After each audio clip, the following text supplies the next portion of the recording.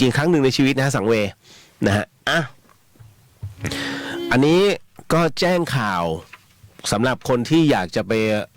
ร่วมขบวนนะฮะผมเนี่ยคงจะไม่อ่านอะไรมากมายเพราะว่าในส่วนตรงนี้เดี๋ยวไปว่าเอาไปรับรู้นะตรงนั้นแล้วกันรู้สึกเขาจะมีประวัติใน YouTube นะฮะของประวัติของพระมสารีริกธาตุนะของวัดสันติธรรมที่จะนำมาเนี่ยฮะเอาละหมดตรงนี้ขออนุญาตทักน้องๆหน่อยฮะเรื่องบางเรื่องเนี่ยก็ต้องพูดตรงๆนะฮะผมบอกแล้วผมไม่ใช่คนดี เมื่อก่อนนี้แล้วจะเฮ้ยเอาวันนี้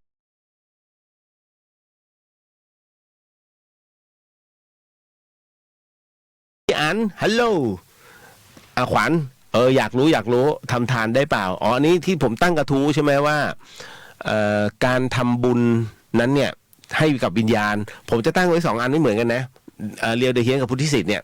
อันนึงผมตั้งเอาไว้ว่าถ้าเราจะส่งบุญให้กับวิญญาณเนี่ยต้องใช้พระเท่านั้นเหรอกับอีกอันนึงอันนี้เนี่ยอันนี้เรื่องอะไรวะ ผมจำไม่ได้ลอกกันบ้านลอกข้อสอบเนี่ยถือว่าเป็นกรรมไหมน้องถามมาทั้งนั้นเลยฮะสิ่งที่ผมเป็นกระทู้นี่คือน้องถามมาผมก็เลยตั้งไว้ท้ายหัวข้อคือเดอะเฮียนมันจะไม่ใช่แล้ว มันจะไม่ใช่รายการผีไปทุกทีแล้วนะฮะหมูอ้วนดีครับเอาล่ะนะฮะตามมาด้วยคุณอรพรคุณอรพันธ์สวัสดีค่ะจ้ะอ่านเป็นอรพรตลอดเลยอรพันธ์นะเจสวัสดีครับพี่เลียวนะฮะเจวันนี้เจโพสเรื่องอะไรนะเดี๋ยวผมจำ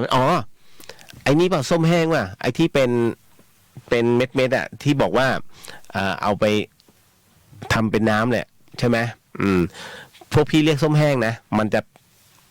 พอมันแห้งเสร็จปุ๊บเอามาเคี้ยวมันเปรี้ยวๆนะฮะสวัสดีฮะพี่กรณ์ครับผมอันนี้จากหัดใหญ่นะหัดใหญ่นะฮะไผ่สวัสดีครับพี่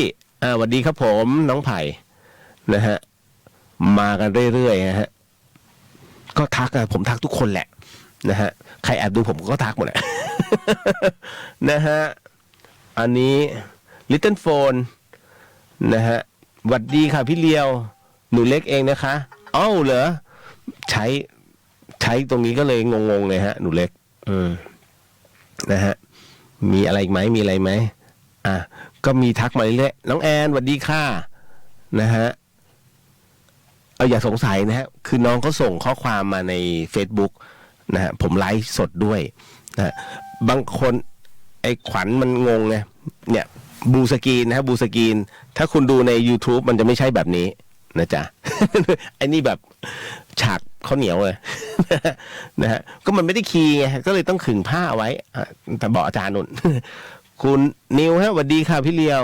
นะฮะอันนี้นะฮะสวัสดีนะครับน้องนิวนะฮะพี่เลียวไม่ได้เข้ามาฟังนานมากน้องลุงค่ะเป็นไงล่ะคนโสด เตือนหลายรอบแล้ว น้องเขา